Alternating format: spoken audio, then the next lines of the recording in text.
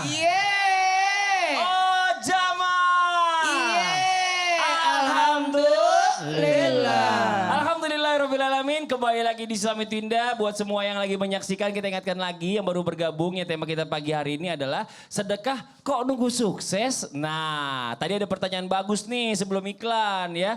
Ya mungkin jadi bahan renungan buat kita semua juga tentang sedekah. Kita yang mau sedekah kadang-kadang suka masih hitung-hitungan. Tapi kenapa para penghuni kubur tuh seandainya dibangkitkan lagi satu hari katanya mereka itu maunya tuh milih sedekah. Semuanya mau disedekahin. Dibandingkan melakukan sholat. Padahal kan kalau dikubur yang pertama kali ditanya sholat. Nah coba kenapa penjelasannya kita minta penjelasan dari guru kita Ustadz Syam. Ustadz Syam mau diizin. Tepuk tangan buat Ustadz Syam. Fadol Ustadz Syam. Surah Al-Munafiqun ayat 10. A'udzu billahi minasy syaithanir rajim. Allah. Bismillahirrahmanirrahim. Wa anfiqu mimma razaqnakum min qabli an ya'tiya ahadakumul maut.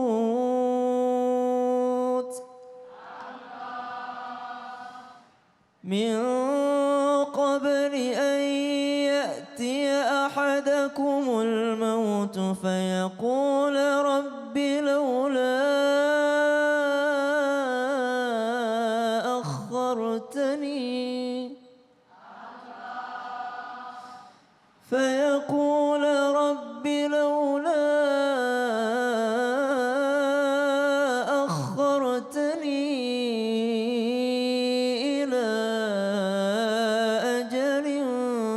قريب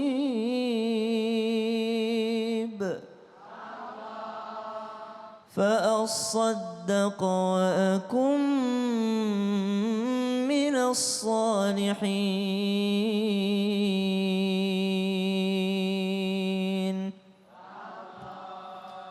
Dan infakkanlah sebahagian dari apa yang telah kami berikan kepadamu. Kata Allah Subhanahu wa taala, min qabli ayyatiya ahadakumul maut, sebelum kematian itu datang kepadamu. Fayaqul, lalu salah seorang di antara kamu akan berkata, Rabbi laula akhartani, wahai Tuhanku sekiranya engkau berkenan menunda kematianku sedikit waktu lagi. Laula akhartani ila ajalin qarib fa asaddaqa wa akum minas salihin, maka aku bisa bersedekah, aku dapat bersedekah dan aku termasuk orang-orang yang saleh. Berkata ulama, kenapa orang dalam kuburnya itu ingin dibangkitkan untuk bersedekah? Karena saking besarnya pahala sedekah yang akan dia lihat di dalam kuburnya.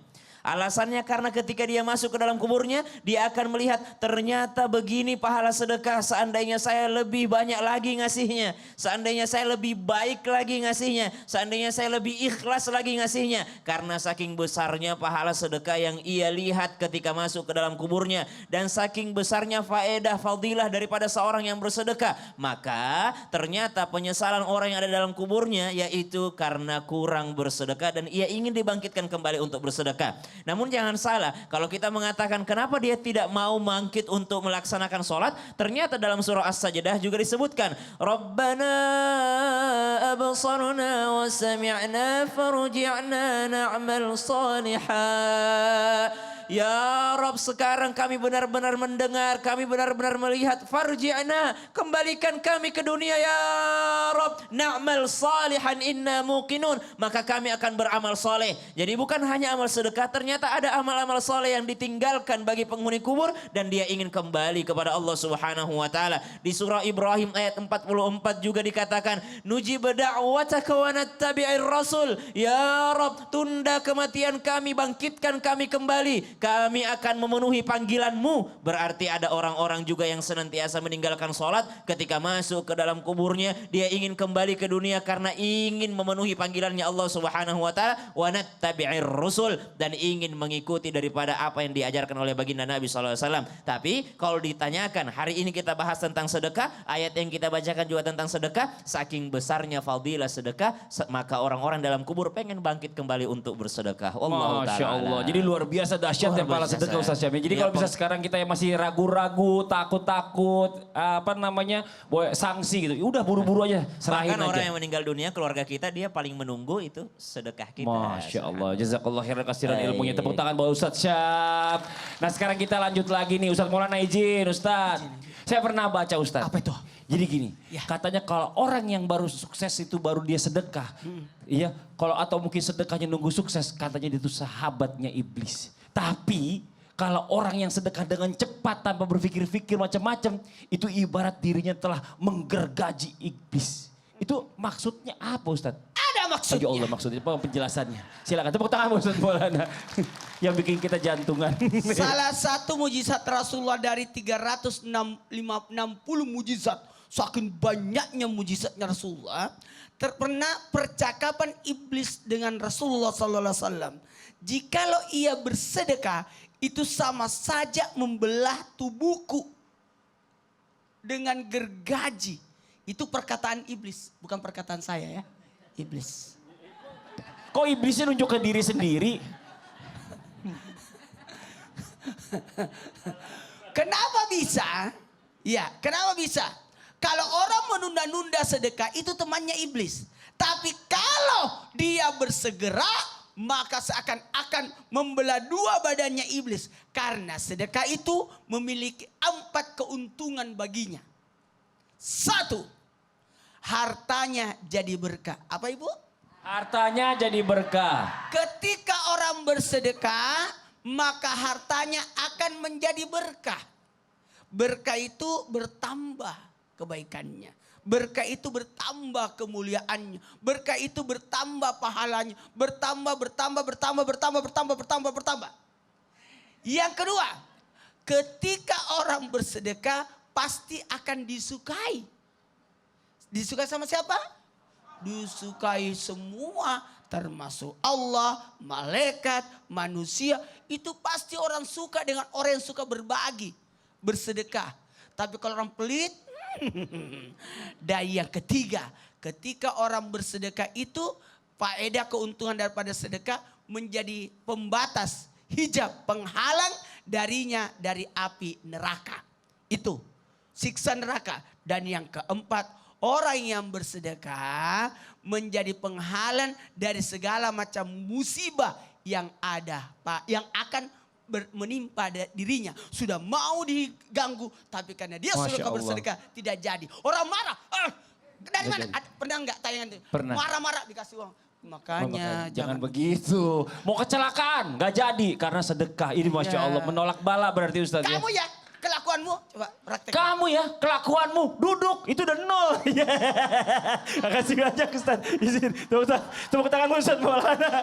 Masya Allah. Tabarakallah semangat Ustaz Maulana, saya senang banget. Ini buat jamaah Islam itu indah. Masya Allah dirahmati Allah. Jamaah. Islam itu indah, benar ya Bu ya? Semua segala sesuatunya itu diatur sama Allah. Bahkan sampai sedekah pun diatur sama Allah. Ternyata ya katanya dalam Islam itu ada urutan-urutan orang yang harus disedekahi. Siapa aja. Nah, mungkin penjelasannya karena berkaitan dengan pahala juga nih, mohon izin nih ya. Kita minta penjelasan dari guru kita yang terhormat Habib Nabil. Mohon izin Habib, Fadol Habib, silakan. Tepuk tangan buat Habib Nabil. Bismillah wassalatu wassalamu ala sayyidina Rasulillah wa ala alihi wa sahbihi wa mawalah. Islam itu indah nggak rame kalau nggak ada Ustaz Maulana. Subhanallah. Dan nggak indah merdu kalau nggak ada Ustaz Syam. Baik Bapak Ibu sekalian, anak-anakku sekalian yang baru bergabung di Islam itu indah. Jadi tadi ditanyakan ada nggak urutannya di dalam ketika bersedekah? Ada. Ada satu ayat di dalam Quran surah An-Nisa ayat ke-36. Kata Allah Subhanahu wa taala, A'udzubillahi minasyaitonirrajim. Bismillahirrahmanirrahim. Wa'budullaha wa la tusyriku bihi syai'a wa bil walidaini ihsana. Jadi kata Allah Subhanahu wa taala, wa'budullah, yang pertama-tama dijaga itu ibadah kamu sama Allah, wa la tusyriku bihi syai'a, jangan syirik sedikit pun, ya. Yang kedua adalah apa? Wabil walidaini ihsana, kepada orang tua berbuat baik. Kemudian wabidil qurba, kepada keluarga dekat. Bapak Ibu sekalian, ketika kita menafsirkan Quran, kata para ulama dikatakan ada satu kaidah, ya, ibda'u bima bada Allahu bihi. Kalau nafsirkan Quran soal hukum, maka mulai dengan apa yang Allah mulai, karena itu urutan hukum, ya. Nah, jadi yang pertama tadi walidain, kemudian wabidil qurba, kepada keluarga dekat, gitu ya. Kemudian kata Allah Subhanahu wa taala wal yatama wal masakin, baru kepada anak yatim, orang miskin, ya. Kemudian wal jaridil qurba wal jaril junub, kepada tetangga dekat lalu tetangga yang jauh, jangan dilongkap ya Bu. Ya, yang jauh baik-baik dikasih, yang dekat yang miskin malah nggak pernah kita kasih, salah itu. Ya, ayat itu bilang begitu. Kemudian setelah itu wasahibil jambi, baru teman sekerja, teman sejawat, teman sesekolah, teman sepermainan gitu ya. Wabni sabil, lalu orang yang dalam perjalanan dan seterusnya. Itu secara umum. Bagaimana kalau misalnya dalam keluarga sendiri? Ada nggak urutannya? Gitu ya. Dalam satu hadis yang diriwayatkan oleh Imam Abu Daud dan juga Imam An-Nasai dikatakan ada seorang sahabat nanya, ya Rasul SAW menyampaikan kepada seorang sahabat, tasaddaq, sedekahlah kamu, gitu ya. Lalu kata orang itu, ya Rasulullah saya cuma punya 1 dinar. Kalau gitu bersedekahlah kepada dirimu sendiri. Gitu ya. Ya Rasulullah kalau saya punya 1 dinar berikutnya, kepada siapa saya harus sedekah? Berikan kepada anakmu. Ya Rasulullah kalau saya punya 1 dinar berikutnya lagi, kepada siapa? Berikan kepada istrimu. Kalau misalnya saya punya 1 dinar lagi, saya berikan kepada siapa? Berikan kepada pembantumu. Kemudian kalau saya punya 1 dinar berikutnya lagi, kepada siapa? Berikan kepada siapa yang kamu lebih tahu memberikannya. Jadi di dalam keluarga pun itu ada urutannya, ya. Jadi mulai dengan diri kita sendiri, ibda binafsik, ya, mulai kepada diri kita sendiri, jangan kitanya miskin, ya. Orang di luar pada kaya ngasih, ya jangan, ya. Mulai dengan diri kita, lalu kemudian anak kita, lalu istri kita, lalu pembantu, baru kemudian membantu orang lain. Kalau di kita banyak kan kebalik ya Bu, ya. Bapak-bapak, ibu-ibu sekalian yang juga nonton, ya, orang lain dibaik-baikin, ya. Rumahnya malah nggak dikasih. Alhamdulillah. Benar. Ada nggak yang begitu? Ada, Bib. Di dalam hidup kita ini bukan cuma sinetron, Bib. Ternyata yang di sinetron itu ada juga dalam kehidupan nyata. Masya Mudah-mudahan Allah. kita nggak termasuk ya. Jangan, Masya Allah. Terima kasih banyak Habib ngingetin kita. Tepuk tangan buat Habib Nabil Musawa. Jadi buat sedekah ini ya para bapak-bapak yang di rumah yang lagi menyaksikan. Pertama bapak dulu, kedua anak, ketiga istri. Tapi kalau memang kita sedekah sama keluarga, insya Allah makin berkah semuanya. Jadi jangan pernah pelit sama keluarga ya. Orang lain diperhatiin, keluarganya susah. Nauzubillah summa nauzubillah. Sekarang kita lanjut lagi buat jamaah Islam itu indah. Waktunya kita memberikan lagi kesempatan buat jamaah yang ada di studio untuk bertanya mewakili di rumah. Kalau gitu kita kembali ke segmen Tanya Dong Ustadz. Kami semua tanya dong Ustadz. Oke, boleh yang mau bertanya silakan angkat tangannya lagi, ayo Ibu izin gantian Ibu ya. Tadi udah dari sebelah sini, sekarang sebelah sini. Boleh silakan Ibu, Fadal. Silakan berdiri ya. Assalamualaikum warahmatullahi wabarakatuh. Waalaikumsalam warahmatullahi wabarakatuh. Perkenalkan nama saya Ibu Imas dari Majelis Taklim Hidayatul Ihsan Ciwalen Wanaraja Garut. Oh iya, tepuk tangan dong Bu dari Garut ini. Tadi dari Cimahi. Silakan Ibu. Mau tanya Ustadz? Ustadz Syam. Siap, Ibu. Ustadz Syam iya. Assalamualaikum Ustadz. Waalaikumsalam warahmatullahi wabarakatuh.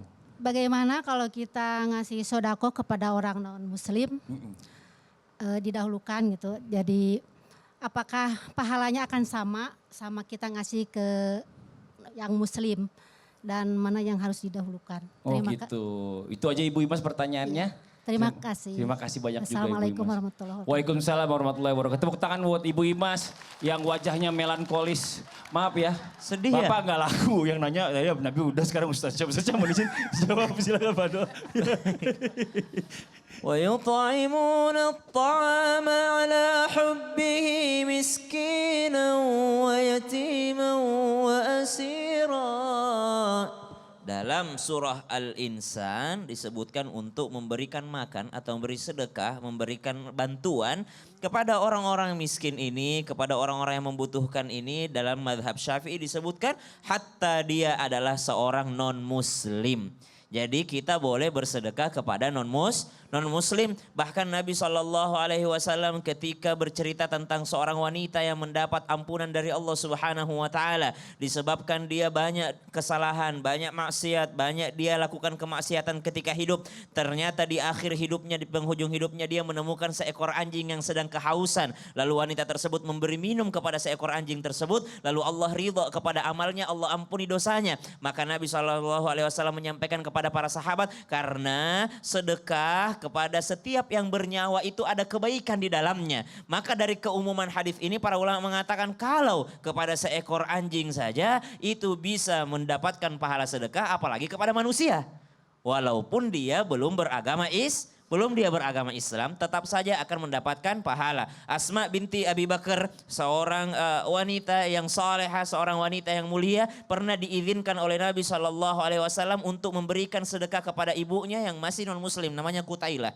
Dikasih kepada ibundanya, Nabi mengizinkannya, padahal ibundanya ini non muslim. Jadi kalau urutannya tadi sudah dijelaskan oleh guru kita, guru mulia kita Habib Nabil Al-Musawwa, bahwasanya ada urutan-urutannya. Jadi kalau sudah dilihat urutannya, oh ternyata yang lebih membutuhkan ini adalah seorang tetangga saya ataupun masih keluarga saya tapi dia non muslim, tapi dia lebih sangat membutuhkan, maka boleh didahulukan kepadanya. Dalam mazhab Syafi'i, sedekah yang manakah yang diperbolehkan kepada non muslim? Yaitu sedekah yang sunnah tadi, Bu. Sedekah yang sunnah. Tapi kalau sedekah yang wajib itu kepada muslim saja. Apa itu? Zakat. Zakat kepada muslim saja. Alhamdulillah ala kulli hal, hari ini kita berada di hari Rabu terakhir bulan Safar. Ada titipan dari ayah saya untuk menyampaikan ini. Rabu terakhir bulan Safar ini, subhanallah, di dalam riwayat disebutkan 320.000 bala Allah turunkan, dan salah satu penolak bala itu bukan hanya mandi safar tapi bersedekah. Jadi kalau hari ini banyak bala Allah turunkan, dalam riwayat disebutkan menurut guru-guru tasawuf kita,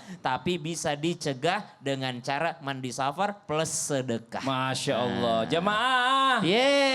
Udah mandi? Belum hari ini. Nah ini. Ayo datangnya pagi, ayo belum mandi safar. Terima kasih banyak Ustaz Syam. Tepuk tangan buat Ustaz Syam. Masya Allah. Ustaz Maulana, ini kita harus kasih penjelasan juga Udah nih buat mandi jamaah safar? Islam. Udah Aku saya tadi. alhamdulillah. Aku udah tadi. Alhamdulillah. Ini Lalu buat, aku aku bacain. Iya. Kalau ntar anakku mandi udah mandi. oh udah beres. Sekarang kita kasih info dulu nih buat jamaah yang di rumah. Nih buat semua jamaah yang di rumah lagi nonton, lalu lihat-lihat jamaah yang ada di studio, seru banget. Ada di Islam Tinda, gampang. Bener. Silakan daftar untuk jadi jamaah. Oh langsung aja scan QR-nya Oh, yang di dan bawah ini. ingat gratis ya. Iya. Tanpa bayaran, tidak dipungut bayaran. Iya, atau mungkin juga ada yang nanya lagi, bisa klik di bio Instagramnya Islam Itu Indah. Gratis ya, tanpa bayaran. Oke, kita akan kembali lagi setelah yang satu ini. Jangan kemana-mana, tetap di Islam Itu Indah. Jamaah! Yeay.